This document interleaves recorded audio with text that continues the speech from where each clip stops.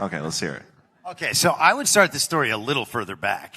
And I approached the story as someone who watched them tell us that it was going to be 2 weeks to slow the spread. And then told us that masks work and we should stand 6 feet away from somebody.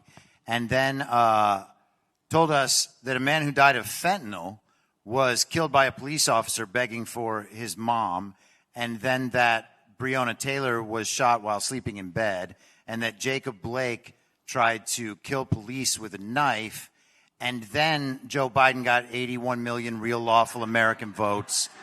And it took a little longer than it usually does, but it's just those mail-in ballots. And then we had the very violent insurrection, and then they mandated vaccines and told us that they were very safe and very effective.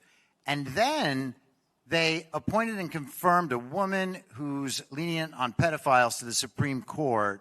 And then they started the fake war in Ukraine, and you could just keep going.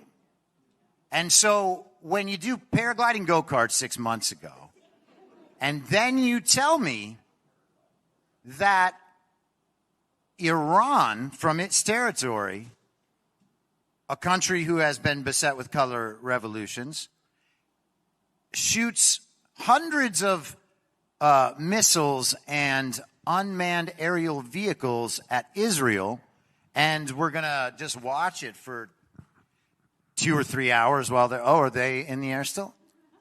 You're like checking flight trackers.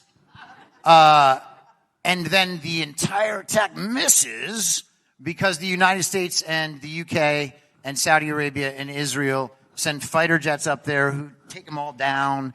And we have their directed energy weapon probably zapped a few things and like blinded some pilots. And so nothing really happens. And then we're told that to save face, Israel has to attack them back. And then we hear a story about how Israel attacks them back and we're successful. Then it turns out they're not successful. And then we hear Israel's going to attack them back harder.